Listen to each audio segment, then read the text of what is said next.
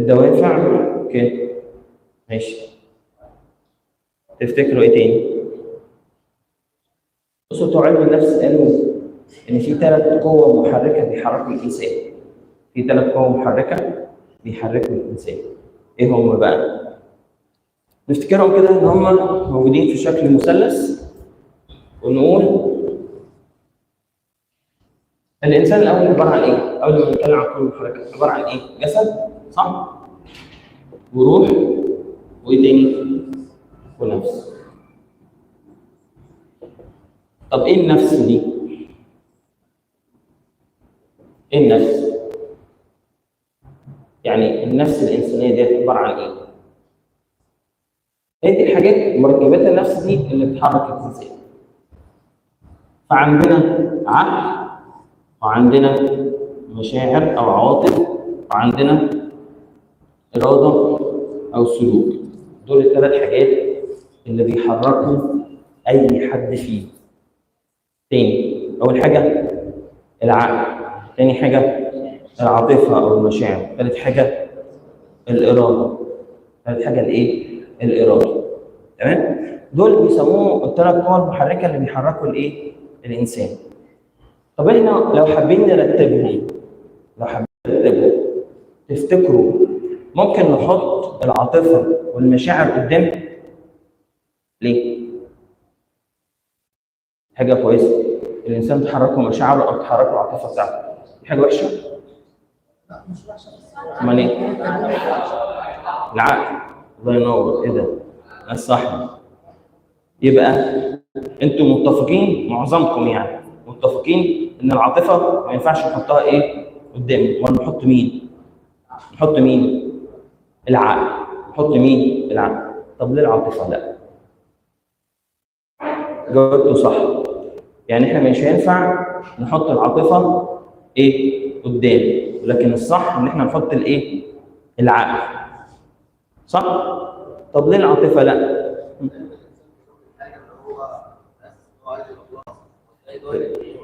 الانسان بيروح للحاجه اللي عايز يروح لها، حاجه كويسه. لا، ليه العاطفه؟ العقل بيميز، يعني عنده حته التمييز. ماشي.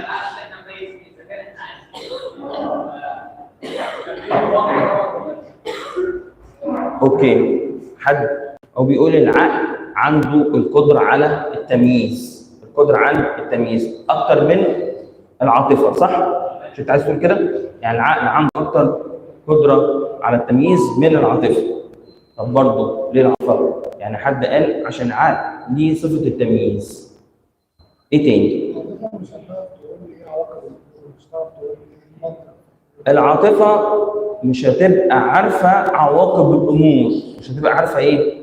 يعني العاطفه ممكن نقول عليها ان هي فيها تهور او فيها اندفاع، فيها تهور او فيها ايه؟ اندفاع. ممكن تبقى انت ماشي في الشارع فشايف واحد صاحبك في خناقه بيتخانق، وبعدين انت من غير ما تعرف سبب الخناقه او صاحبك دوت داين او مدان، بتعمل ايه؟ بتروح مع صاحبك. في حين ممكن يكون صاحبك دوت ايه؟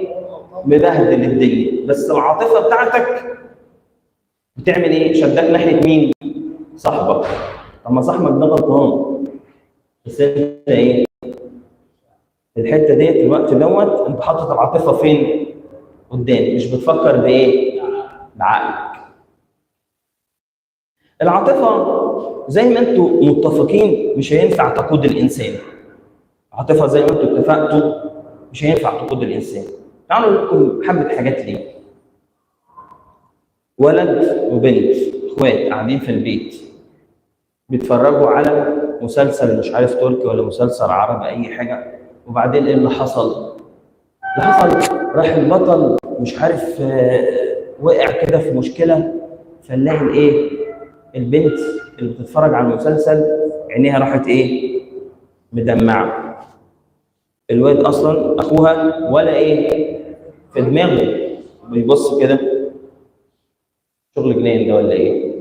وبعدين شويه كده في الاحداث تلاقي ايه؟ حصل للبطل حاجه فانقذته من الورطه اللي هو فيها، تلاقي البنت راحت ايه؟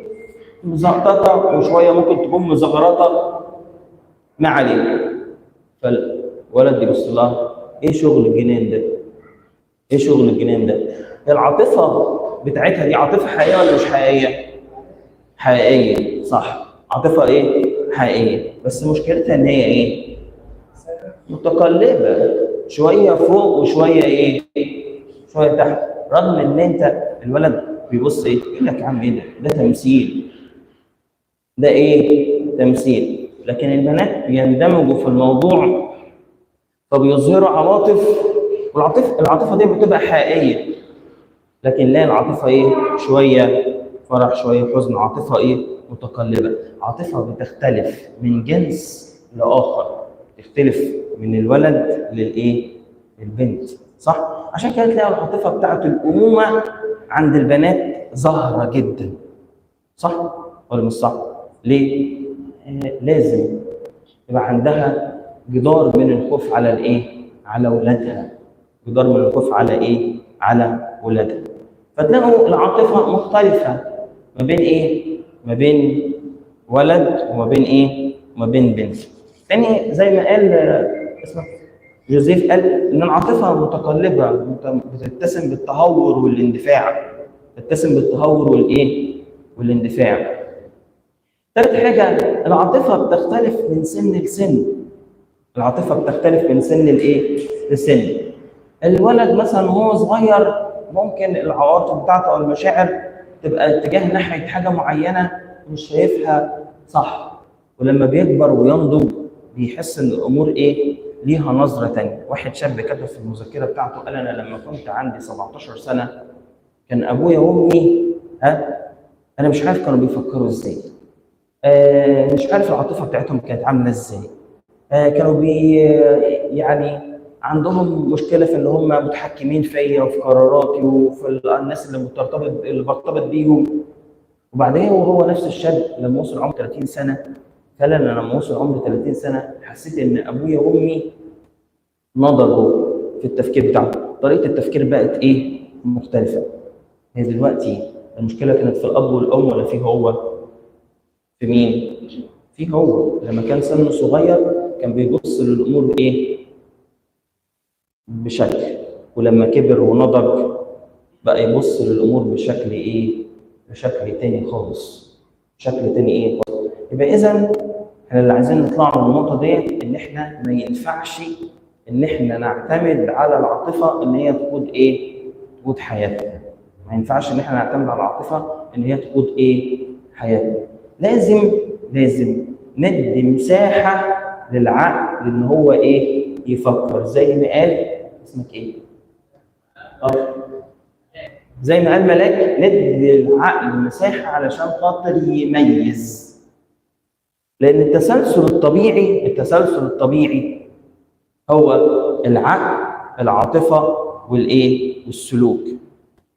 حتى في نظريه من نظريات علم النفس اسمها نظريه العلاج الايه؟ المعرفي. ودي بتقول ايه؟ دي بتقول ان كل واحد فينا نتيجه افكاره. كل واحد فينا نتيجه ايه؟ افكاره. يعني ايه؟ يعني انت مثلا لو بتفكر بطريقه ايجابيه هتلاقي مشاعرك ايجابيه، وهتلاقي سلوكك سلوك ايه؟ ايجابي ناحيه حاجه معينه. لو انت بتفكر بمشاعر سلبيه فيبقى عندك فكر سلبي، هيبقى عندك مشاعر سلبيه، وبالتالي يبقى عندك ايه؟ سلوك سلبي. مثلا حد جه مثلا يقدم في شركه وعمل انترفيو، ماشي؟ فطلع من الانترفيو قال لك ايه؟ قال لك يا عم بقول لك ايه، هو اصلا ما عملش كويس في الانترفيو، فقال لك ايه؟ يا عم بقول لك ايه، هي اصلا ماشيه كوسه. الواحد مهما يعمل فايه؟ مش هيعرف يشتغل. البلد ديت ماشيه ايه؟ كوسه. صح ولا مش صح؟ واحد طلع قال لك كده، هو ده نتيجه ايه؟ فكر ايه؟ سلبي. فكر ايه؟ سلبي. واحد تاني طلع من الانترفيو قال لك انا اللي وقعني في الانترفيو اللغه، الكمبيوتر سكيلز مثلا. اللي وقعني في الانترفيو ان انا مش عارف حاجه عن الموضوع الفلاني. طب انا اعمل ايه؟ اروح اشتغل على ايه؟ على نفسي. عشان خاطر اعمل ايه؟ عشان خاطر ابقى كويس. عشان خاطر لو اتحطيت في نفس الانترفيو تاني او في انترفيو في حته تانيه لازم ابقى ايه؟ ابقى كويس في الحته دي. اتنين اتعرضوا لنفس الموقف، بس واحد بيفكر بطريقه سلبيه، واحد بيفكر بايه؟ بطريقه ايجابيه. واحد غسل ايده وقال لك هي ماشيه واسطه، والتاني ايه؟ والتاني قال لك لا، انا لازم اعمل ايه؟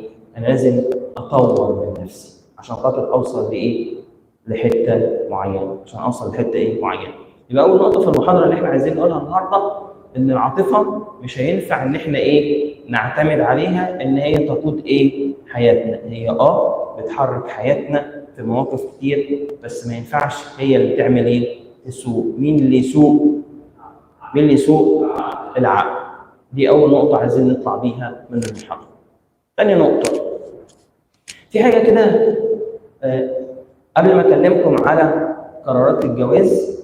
قرارات الجواز الواحد ازاي بياخد قرارات الجواز، هم 4 قرارات. فقبل ما اكلمكم على قرارات الزواج دي، عايز اقول لكم على حاجه كده، ظاهره بتحصل معانا كلنا.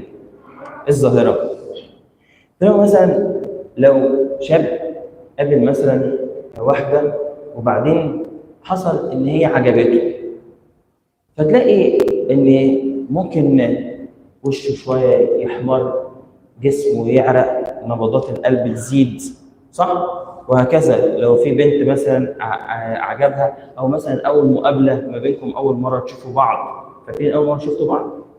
ها؟ محدش فاكر؟ ده اللي حصل. تلاقوا في حبه حاجات كده بتظهر. الحاجات دي فسيولوجيه من جوه الانسان، صح؟ جوه جسم الانسان. ايه اللي بيخلي الحاجات دي؟ يعني ايه اللي بيخلي ضربات القلب يزيد؟ ايه اللي يخلي مثلا الواحد يبقى جسمه بيترعش، تمسك الصينيه بتاعت الحاجه الساقعه تندلق منها؟ ايه اللي بيحصل دوت؟ اكيد في حاجه فسيولوجيه بتحصل جوه جسم الانسان بتسبب الايه؟ اللي بيحصل دوت. فجم الناس عملوا ابحاث، قالوا بصوا، لقوا ان في مادتين بيفرزوا جوه جسم الانسان بيعملوا الايه؟ الظواهر الفسيولوجيه دي. ايه المادتين دي؟ اول ماده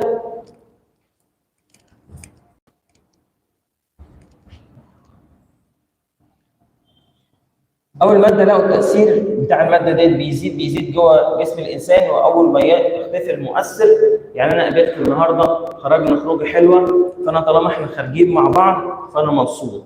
اول ما كل واحد فينا روح البيت، فتاثير الماده ديت راح ايه؟ تتلاشى من جسم الانسان، فاصبح لها تاثير ايه؟ مؤقت. سموها العلماء اسمها BEA او فينايل سايل امين، مع علينا من الاسم العلمي. خلي بالكم بس من الكيرف والرسمه دي. يبقى دي تاثيرها تاثير ايه؟ مؤقت. عشان كده سموها ماده السعاده المؤقته او ماده اللذه. ماده السعاده المؤقته او ماده الايه؟ اللذه. خارج انت مع اصحابك خروجه حلوه، رايحين مثلا رحله صيف، فانت مبسوط. اول ما ترجع من رحله الصيف موضوع ايه؟ خلص. خارج انت مع اصحابك، بتقضوا الفرح بتاع حد من اصحابكم، فانتوا رايحين مشوار معين، بتعملوا حاجه معينه، فانتوا مبسوطين. بعد ما بيخلص الموضوع ايه؟ خلاص.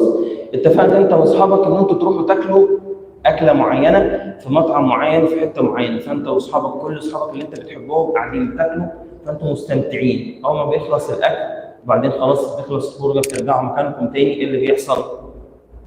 التاثير بتاع الموضوع دوت ايه؟ بيروح. فعشان كده سموها ماده السعاده الايه؟ المؤقته. ماده السعاده الايه؟ مؤقته. الكتاب المقدس يحكي لنا على قصه بتاعت واحد اسمه امنون. واحد اسمه ايه؟ امنون ده ابن مين؟ ابن داوود. ابن مين؟ داوود. امنون ابن مين؟ داوود. امنون دوت في مره كده كان تعبان، كان بيفكر، فجاله ابن عمه قال له ايه مالك يا امنون، في ايه؟ فراح قال له تعبان شويه. قال له بل لك انت شكلك بتحب. قال له بحب. قال له بتحب مين؟ قال له بحب سمار. قال له اختك؟ قال له بحب سمار. ايه اختي؟ سمار ديت كانت بنت داوود بس من ام تانيه. كانت من ام ايه؟ تانيه. فقال له طب خلاص، هقول لك على حيله، بس حيله مكاره كده شويه. قال له انت تعمل نفسك عيان زي ما انت، وبعدين داوود ابوك يجي يسال عنك. فلما داوود ابوك يجي يسال عنك، قول له خلي سمار اختي تيجي تخبز لي ايه؟ كعكتين، وانا اكلهم واخف. فراح داوود يسال على امنون، فقال له مالك يا أمنون؟ قال له تعبان. قال له خلاص، عايز ايه؟ محتاج ايه؟ نخدمك ازاي؟ انتوا عارفين بقى الواحد لما يبقى تعبان فالناس اللي حواليه عايزين يعملوا اي حاجه ايه؟ ترضيه. فقال له ايه؟ تعمل ايه؟ قال له عايز ايه؟ فراح قال له ايه؟ أبنون قال لداوود ابوه، قال له بص، خلي سمار اختي تيجي تخبز لي ايه؟ كعكتين. هو كان بيحب مين؟ سمار. جت سمار خبزت له كعكتين. وبعدين ايه اللي حصل؟ اول ما جت فراح مطلع كل الناس بره وعمل معاها الايه؟ الخطيه. وعمل معاها الايه؟ الخطيه، واذلها. وايه؟ واذلها. وبعد ما عمل معاها الخطيه راح عمل ايه؟ راح طردها بره، وجاب الناس اللي هم الخدم قال لهم شيلوها بعيد ايه؟ عني. بيقول الكتاب المقدس ان الكره اللي كره بيه امنون سمار اكتر من المحبه. هي كانت محبه؟ امال كانت ايه؟ شهوه. كانت ايه؟ لذه. بمجرد ما انتهى تاثير اللذه رجع الكرف للايه؟ للصفر تاني. قال لهم ابعدوا دي بعيد عني. ابعدوا دي بعيد ايه؟ عني. عشان كده بيسموها ماده اللذه المؤقته او ماده السعاده الايه؟ المؤقته. بس الحقيقه قالوا طب يعني معقوله الانسان يقعد يعلى ويوطى كده في الكيرف دوت مفيش حاجه تاني حلوه يبقى ليها تاثير اكتر؟ قالوا لا، ازاي؟ في اكيد حاجه حلوه ليها تاثير اكتر وليها معايير احسن. ليها معايير ايه؟ احسن. طب ايه الحاجه الثانيه ديت؟ راح لقوا ان في ماده ثانيه بتفرز في جسم الانسان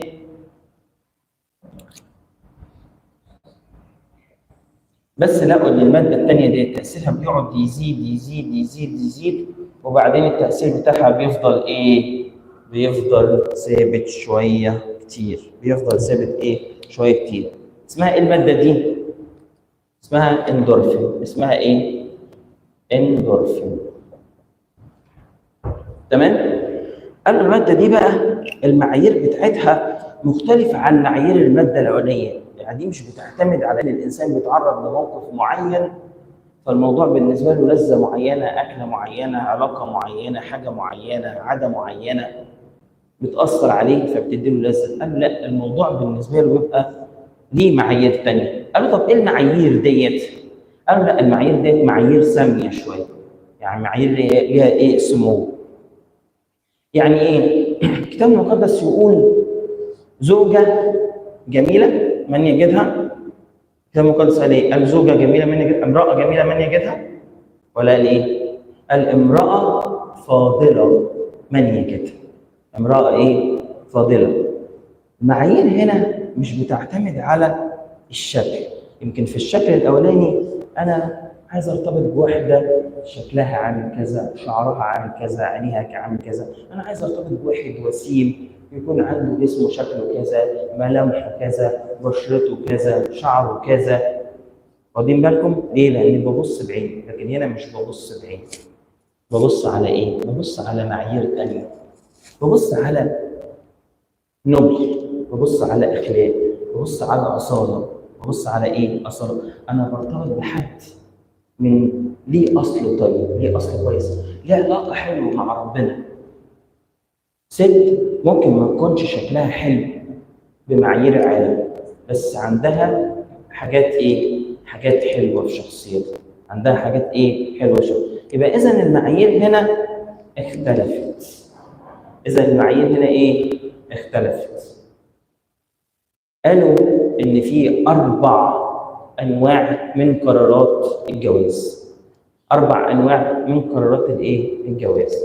اول نوع اللي هو بنمثله بالكيرف الاولاني دوت، اللي هو مبني على الايه؟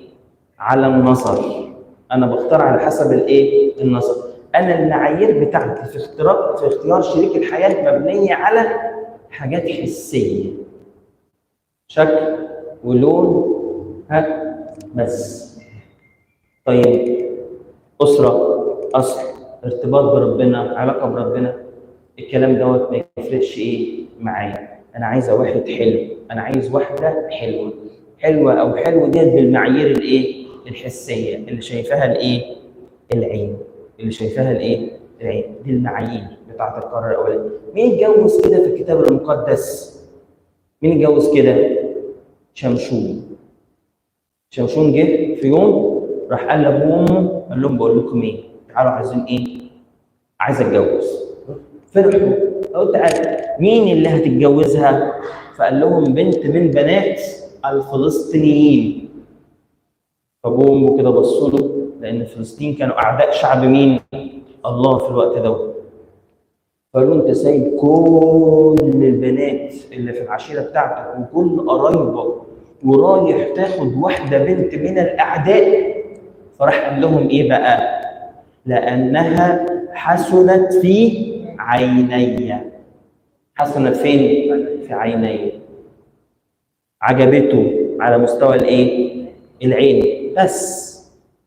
ما بصش ان هي من اعداء شعب الله، ما بصش ان هي من اسره مختلفه في العقيده او في اعتقادهم بربنا وايمانهم بربنا، ما بصش للحاجات دي خالص. قال لهم كده لانها حسنت فين؟ في عيني. عارفين نهايه القصه ايه اللي حصل؟ حصلت خناقه وضحكت عليه، وبعد كده لما جه حتى افتقدها علشان خاطر يكمل الجواز، راح ابوها واخدها راح مجوزها لواحد صاحبه، فجه شمشون وحرق البلد بتاعتها كلها. وكانت ايه؟ قصه كبيره جدا في الكتاب المقدس مذكوره في سفر الايه؟ القضاء. ده جواز مرتبط بالايه؟ بالحس، مبني على الايه؟ الحس. تفتكر ده جواز ناجح؟ لما الواحد يحط، اما الواحده تحط معايير حسيه بس، تفتكر ده جواز ناجح؟ ده جواز ممكن يكمل؟ مش هيكمل. ده اول قرار من قرارات الايه؟ الجواز. فناخد بالنا، ناخد بالنا. حتى لو انت سامحني، حتى لو انت سامحيني، دلوقتي خدتوا قراركم على هذا النوع، اقف كده مع نفسك شويه، اقف مع نفسك شويه وفكر. مش هينجح الجواز دوت ايه؟ مش هينجح، لان الجواز مبني على الايه؟ الحس. قال الحسن باطل، ده مقدس في سفر الامثال، قال الحسن باطل والجمال ايه؟ غش. حسن باطل والجمال ايه؟ غش. لكن قال امراه فاضله من يجد. يبقى اول قرار من قرارات الجواز مبني على العين، على الحس، على الحاجات الايه؟ المحسوسه. تمام؟ ثاني قرار من قرارات الجواز هو اللي بنرمز له بالشكل الايه؟ الثاني ده بيسموه جواز ايه؟ حد يعرف بيسموه جواز ايه؟ ايه؟ لا، مبني على الاصول. بيسموه جواز ايه؟ ايه؟ صالونات. بيسموه جواز الايه؟ صالونات. انا دلوقتي عايز ارتبط بحد، فعندي حد واثق فيه، فبقول له انا عايز ارتبط بواحده تكون اسرتها كويسه، ناس هاديين مش بتوع مشاكل، ليهم اصل كويس، مرتبطين بربنا. انا عايز واحده ليها مواصفات معينه. ما حطش ولا معيار ان هي ايه؟ حلوه، وحشه، عينيها، شعرها، ولا حاجه خالص. ولا حاجه ايه خالص. كل فكره ان هي تبقى ايه؟ حد كويس. حد ايه؟ كويس. مين اتجوز كده في الكتاب المقدس جواز صالونات؟ حد شاطر يقول. اسحاق. برافو عليك. مين اتجوز كده في الكتاب المقدس؟ اسحاق.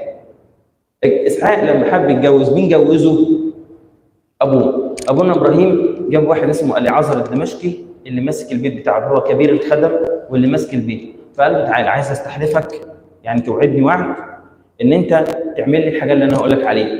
فقال له اتفضل وامرني. اليعازر دوت ما كانش يعرف ربنا، ما كانش بيؤمن باله مين؟ ابونا ابراهيم. تمام؟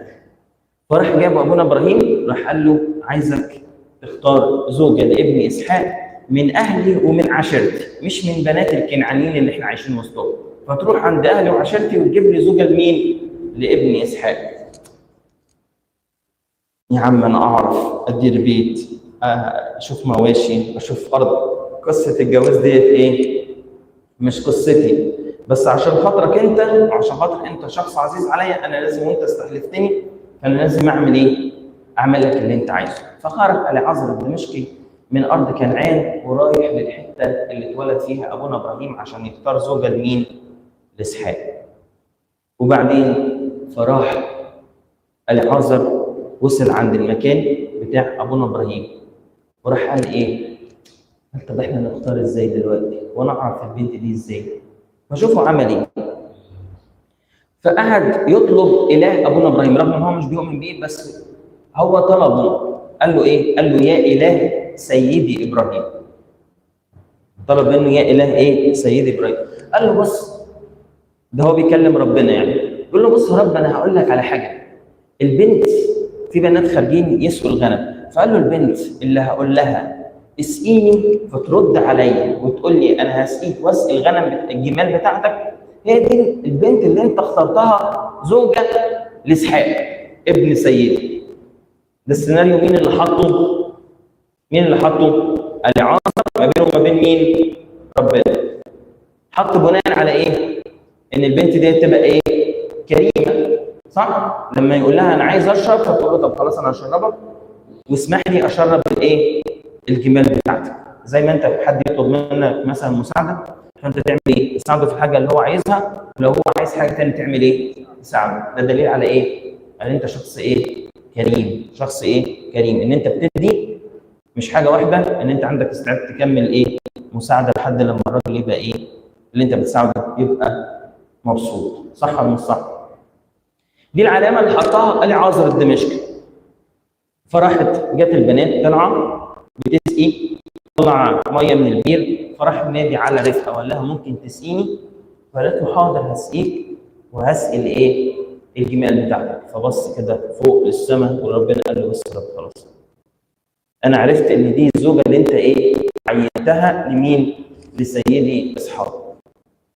فراح قال لها انت مين؟ قالت له انا رفقه بنت ايه؟ بتوئيل. وقالت له صله القرابه اللي ما بينها وما بين مين؟ ابونا ابراهيم. قال لها طب انا عايز اروح عندكم الايه؟ البيت. وانتهت القصه ان هو راح البيت وحكى لهم القصه اللي حصلت والسيناريو اللي حصل ما بينه وما بين ربنا، وازاي رفقه عملت الحاجه اللي هو كان طالبها من ربنا بالظبط. فراح ايه؟ لما بيقول لهم ايه رايكم موافقين؟ فقالوا له احنا مالناش حق دلوقتي لا الرفض ولا القبول، ده الامر جاي من عند مين؟ ربنا. خد بنتنا وجوزها لمين؟ لاسحاق ابن سيد. فواخد البنت وراح جوزها لمين؟ لاسحاق. واسحاق احب ايه؟ احب رفقه. احب ايه؟ رفقه. اسم جواز ايه؟ صالونات. اسم جواز ايه؟ صالونات. مبني على اصل، مبني على انا عايز حد من اسرتي، عايز حد من عيلتي، عايز حد كريم. انا مبسوط ومرتبط بفلانه عشان فلانه ديت بنت اصول، ليها طبع الكرم، عندها حاجات حلوه كتير، فانا شايف حاجات حلوه فيها ايه؟ كتير، مش شكل. انا مبسوطه ان انا مرتبط بفلان، انا مرتبطه بفلان ليه؟ عشان خاطر هو راجل، عشان خاطر مفيش حد بيطلب منه حاجه الا ان هو بيقف ايه؟ جنبه. عمري ما طلبت منه حاجه وايه؟ وخذلني. دايما واقف ايه؟ جنبه. دايما واقف ايه؟ جنبه. خدوا اللي تقف جنبكم، خدوا اللي يقف جنبكم. ماشي؟ خدوا اللي يقف ايه؟ جنبكم، مش اللي في اول مطب بيعمل ايه؟ باي باي مع السلامه، مع السلامه ايه؟ باي باي. ماشي؟ ده تاني قرار من قرارات الجواز. الجواز ده بيبقى سعيد؟ الجواز ده بيبقى ايه؟ سعيد. الجواز ده بيبقى ايه؟ سعيد. ده تاني قرار. تالت قرار، تفتكروا ايه تالت قرار؟ تالت قرار ده بقى ايه اللي هو احلى حاجه؟ تفتكروا ايه احلى قرار اول؟ ايه؟ جواز ايه؟ عن حب. طب نرسم له ايه ده الرسمه دي بتاعته الجواز عن حب ده؟ طب نعمل كده ونعمل كده، ايه رايكم الاثنين يبقوا مع بعض؟ حاجه حلوه صح؟ ده في كل حاجه، يعني لاف ستوري وقصه حب واحنا مبسوطين ومرتبطين ببعض وبعدين احنا عارفين بعض ومتربيين مع بعض، فالدنيا بالنسبه لنا ايه؟ حلو. صح ولا مش صح؟ مين اتجوز كده في الكتاب المقدس؟ مين حب من اول نظره في الكتاب المقدس؟ يعقوب. برافو عليك جوزيف، صح. مين حب من اول نظره؟ يعقوب، صح. يعقوب هربان من ابوه ومن اخوه، رايح عند مين؟ عند لبان خاله. شاف مين؟ رحيل جايه طالعه وتسقي ايه؟ بتعبي ميه وتسقي ايه؟ الغنم. فبيسالهم مين دي؟ عجبته شكلا وموضوعا، عجبته. فبيقول لهم مين دي؟ قالوا لهم دي رحيل بنت مين؟ بنت لبان. خالي؟ ايوه ايه؟ خالك. فراح ايه؟ عجبته رحيل من حيث الايه؟ الشكل. تاني حاجه رحيل بنت ايه؟ خاله من اسرته، عارف اصلها وعارف الدنيا بتاعتها، فارتبط بيها بقصه حب. ارتبط بيها بقصه ايه؟ حب. يبقى ثالث قرار من الجواز فيه ايه؟ في ايه؟ الحاجتين، هي حلوه وجميله، هو وسيم وشكله حلو، وفي نفس الوقت هم ايه؟ هم عارفين بعض، هم مطمنين ان هم ايه؟ ان هم اشخاص كويسين. ده تالت قرار من قرارات الايه؟ من قرارات الجواز. مش باقي عندنا غير قرار واحد بس. ايه؟ ده يبقى انا مبسوط. احنا مش بنتكلم هنا عن الماده بس، احنا خدنا الماده كان احنا هنرسم شكل، ولكن هنا انا مبسوط ان انا مرتبط بحد حلو، واحده حلوه، وفي نفس الوقت هي ايه؟ كمان من ايه؟ ليها اصل وكريمه وجدعه، هو جدع، هو وسيم في كل ايه؟ حاجه. يعني جواز بصوره ايه؟ متكامله. جواز بصوره ايه؟ متكامله. تمام؟ رابع قرار من قرارات الجواز، تفتكروا نرسم بقى شكل ايه؟ يعني لو هنرسم شكل رابع نحط فيه ايه من الاشكال دي؟ جربنا نحط الشكل دوت، وجربنا نحط الشكل دوت، وجربنا نحط الشكلين مع بعض. نحط في القرار الرابع دوت اهلي شكل. ده يودينا فين ده؟ ده يودينا في داهيه. مش هنحط شكل، مش هنحط ايه؟ شكل، مش هنحط فيه كلمه خالص. هو كده جواز فاضي. بيسموه جواز ايه؟ بيسموه جواز ايه؟ مصلحه. برافو عليك. بيسموه جواز ايه؟ مصلحه. بيسموه جواز مصلحه. تلاقي بنت حلوه خالص سنها صغير، وبعدين يقول لك فلانه دي اتجوزت مين؟ تبص على صوره العريس قد جدها. ايه ده؟ انت ازاي ارتبطت بيه؟ لا، ما اصل بابا وماما قالوا في البيت عنده كل حاجه، وبعدين سنتين ثلاثه مش هيعيش كتير وانا هورث ايه؟ كل حاجه. تلاقوا شاب وسيم وحلو، وبعدين فجأة بتصور على الفيس مع واحدة قد تيتا. ايه يا عم؟ مين دي؟ دي حتى شكلها مش من عندنا، مش من البلد. واحدة من بره، هطلع هاخد الجنسية وبعدين باي باي مع السلامة، مع السلامة باي باي وخلاص، وكل واحد يشق ايه؟ طريق. اسم جواز ايه ده؟ مصلحة. في لذة حسية؟ لا. في أصالة؟ في نبل؟ في كرم؟ في أي حاجة حلوة؟ لا. جواز ايه؟ مصلحة. دول أربع قرارات من قرارات الايه؟ الجواز. أول نوع مبني على الحس، النظر. حسنت فين؟ في عينه. ينجح؟ ما ينجحش. تاني قرار جواز الايه؟ الصالونات. ينجح الجواز ده؟ ينجح. تمام؟ الجواز فيه الايه؟ الحاجتين. فيه الايه؟ الحاجتين الاولين. رابع قرار مفيهوش ولا حاجه. كل واحد فينا لما جه يفكر كان عنده ايه؟ واحد بس من الايه؟ من الاربع قرارات اللي احنا قلنا ايه؟ اللي احنا قلنا عليهم. دول قرارات ايه؟ الزواج. فكر كده، انت خدت قرار الارتباط بناء على ايه؟ بينك وبين نفسك، بينك وبين ايه؟ نفسك. دي تاني نقطة في المحاضرة عايزين نوصل لها. آخر نقطة بقى في المحاضرة عايزين نتكلم على علامات النضج العاطفي. علامات الايه؟ النضج العاطفي. ايه علامات النضج العاطفي؟ أول علامة من علامات النضج العاطفي هي، هتستغربوا، الفطام. هي الايه؟ الفطام. يعني ايه؟ يعني الانسان لما يوصل ان هو اتفطم ده يبقى كده نضج عاطفيا. مش فاهمين؟ هقول لك. الطفل الصغير لما يتولد يفضل ياخد الاكل الايه؟ السهل. يفضل ياخد الايه؟ الاكل السهل لحد لما يجي عند سن معين وحتى الاكل السهل دوت ما ينفعش ان هو ايه يكمل بيه، لانه مش هيفيده، لانه حتى لو اخده مش هيعمل ايه، مش هيفيده. فلازم ايه، يتفطم. فلازم ماما تقطع الاكل السهل، الرضاعه او اللبن، وبعدين عشان تدي ايه، تدي اكل، صح؟ لازم ايه، يتفطم، لازم يتفطم عن العلاقه اللي ما بينه وما بين مين، مامته، ما بينه وما بين مين، مامته. احنا نوصل لمرحله النضج لما نوصل للفطام، لما نوصل للايه، للفطام، لما نوصل للاستقلاليه، لما نوصل للايه، للاستقلاليه، ابقى انا معتمد في قراراتي، في انفعالاتي على شخصي انا بس، مش مرتبط بحد تاني. انا مش بقول هنا اقطع علاقتي ببابا، بماما، بعمي، بخالي، باي حد قريب مني، لا، افهموا الموضوع صح. مفطوم عاطفيا يعني انا قراراتي نابعه من ايه، من عقلي انا، مش هستنى حد ياخد لي ايه، قراراتي. يعني مش لما خطيبتي تسالني بولا هنعمل ايه في الموضوع ده، لا طب بقول لك ايه، طب ما تديني فرصه بس كده افكر.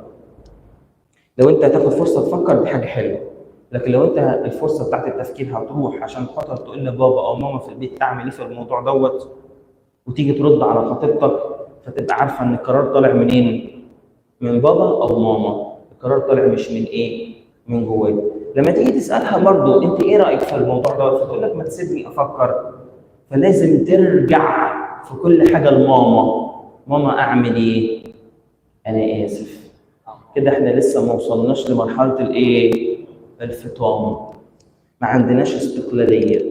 والشخص غير المستقل ما بيبنيش نفسه، الشخص غير المستقل في قراراته ما بيبنيش نفسه.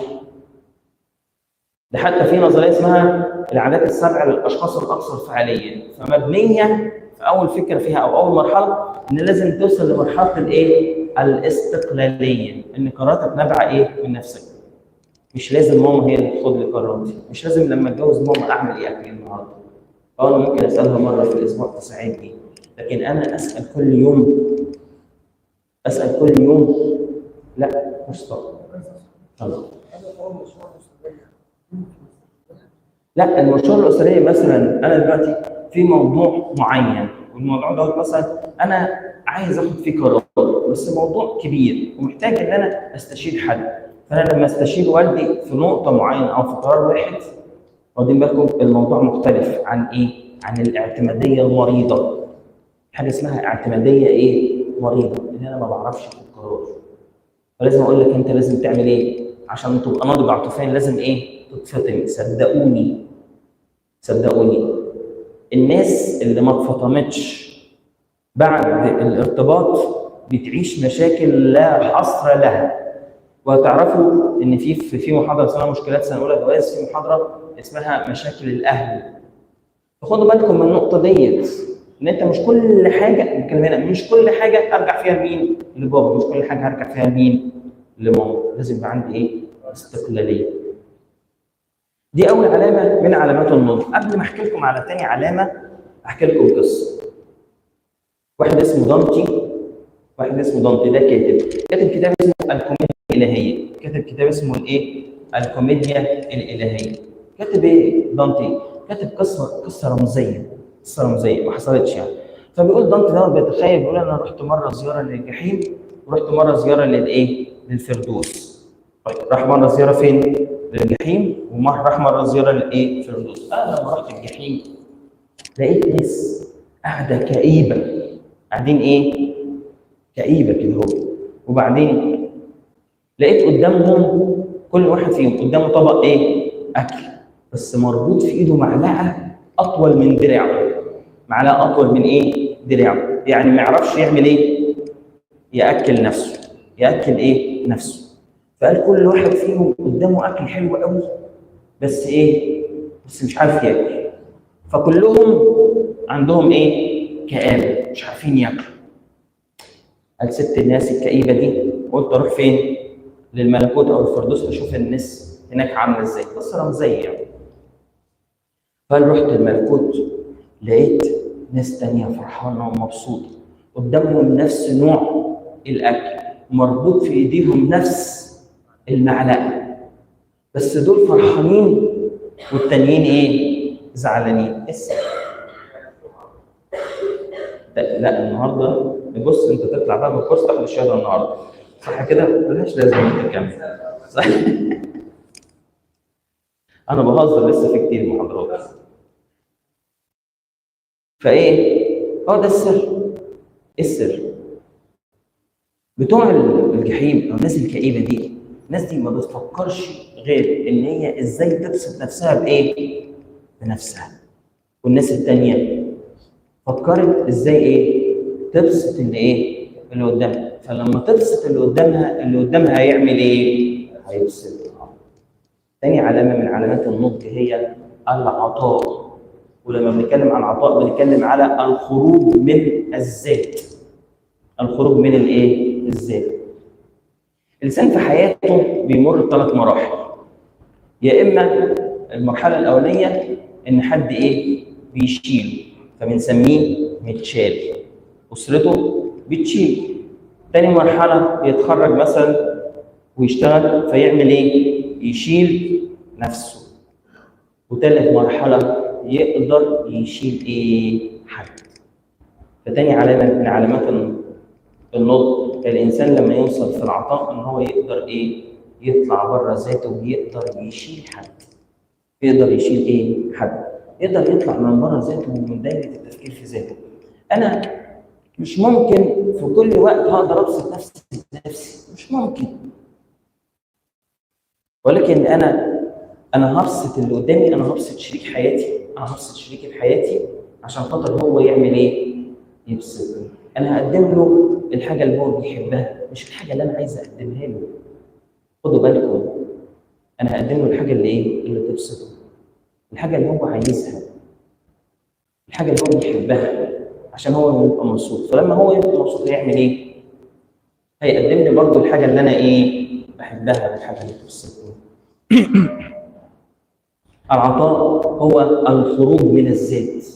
فكر في اللي قدامك، فكري في اللي قدامك، ازاي تبسطوا بعض. عمر ما الانسان زي ما قلت لكم في كل الاوقات هيقدر يبسط نفسه بنفسه. لكن لازم تعمل ايه؟ لازم تخرج من دايره ذاتك، تفكر فين؟ في اللي قدامك تبسطه ازاي؟ وانت تفكري في اللي قدامك تبسطيه ازاي؟ وانت تفكري في اللي قدامك ايه؟ تبسطيه. اسمه الخروج من الذات. الخروج من دائره الايه؟ الذات. وافتكروا القصه دي. انا هقدم لك الاكل اللي انت بتاكله عشان انت تشبع، فانت تعمل ايه؟ تاكل لي الاكل اللي انا ايه؟ عايزاه عشان انا كمان ايه؟ اشبع. اشبعوا منين؟ من بعض. اشبعوا منين؟ من بعض. بدل ما تبقى انتوا الاثنين عايشين مع بعض حاسين ان انتوا بالجوع، فتقعدوا تدوروا على الشبع دوت فين؟ بره. والمشكله في بره. فلازم ايه؟ لازم نشبع بالحب منين؟ من بعض. لان كل واحد فينا عنده خزان من الحب لازم يمتلئ. في حاله ان الخزان بتاع الحب جوانا غير ممتلئ فهنقعد ندور على الحب بره. ولما تيجي بقى ندور على الحب بره محدش يلوم ايه؟ مش هنلوم بعض. ليه؟ لان احنا خلاص احنا ما شبعناش بعض، ما خرجناش من دايره ايه؟ ما خرجناش من دايره ذاتنا. فتاني علامه من علامات النضج هي العطاء والخروج من الذات. العطاء والخروج من الايه؟ الذات. اول علامه كانت الفطام، وده يعني الاستقلاليه. ثاني علامه العطاء والخروج من الايه؟ الذات. ثالث علامه اختم بيها، في حاجات كثيره بس انا بركز على الحاجات المهمه. ثالث علامه هي تحمل المسؤوليه. تحمل الايه؟ المسؤوليه. لا احد يضع يده على المحراث وينظر الى الايه؟ الوراء. اخذت قرار ان انت ترتبطي، اخذت قرار ان انت ترتبط، فانت ايه؟ لازم تبقى قد المسؤوليه. ما ينفعش لما تيجي تاخدي قرار الارتباط وبعدين تيجي تفكري في الولاد. انا اصلا مش بحب تربيه الولاد. طب خطيبي يسال طب هنعمل ايه طب في الولاد لما نخلف؟ مش مشكله، ماما اللي ربتني وخلتني حلوه هديها العيال تعمل ايه؟ تربيهم. ايه رايكم؟ انت رايح ترتبط وانت مش عندك شغل، ماشي؟ فانا عايز ارتبط، عجبتني عروسه معينه. طب انت حبيبي بتشتغل؟ لا انا ما بشتغلش. بابا معاه فلوس. ايوه، وبعدين احنا لما نيجي يعني نرتبط، ما انا هاخد فلوس من بابا ونصرف على الايه؟ البيت. طب بابا راح السماء، احنا هنعمل ايه؟ نصرف الفلوس بابا. معلش، محدش بياخد قرار بالارتباط وهو مش عارف المسؤوليه. سيد المسيح قال ان اراد احد ان يبني برج فليجلس ويحسب حساب الايه؟ النفقه. حساب النفقه ده مش فلوس بس، ده فلوس وايه؟ وكل حاجه تانية ومسؤوليه. انا ايه مسؤولياتي؟ انا ايه مسؤولياتي بعد الجواز، بعد الارتباط؟ انا هكون مسؤول من بيت، في زوجه انا مسؤول عنها، في ولاد انا مسؤول عنهم وعن تربيتهم. انا عارف هبقى مسؤول ولا مش عارف هبقى مسؤول؟ انا هقدر على تحمل المسؤوليه ولا مش هقدر على تحمل المسؤوليه؟ وانا شخصيتي عامله ازاي؟ وانا لما بطلب مني حاجه في الشغل او بطلب حاجه مني في المجتمع، انا بهرب ولا بعمل اللي عليا؟ تفرق. فكر في النقطه دي، فكر في النقطه دي فيما بعد، انا هبقى قد المسؤوليه ولا لا؟ دي تالت علامه من علامات الايه؟ النضج اللازم في الارتباط. وقلنا كام علامه؟ ها؟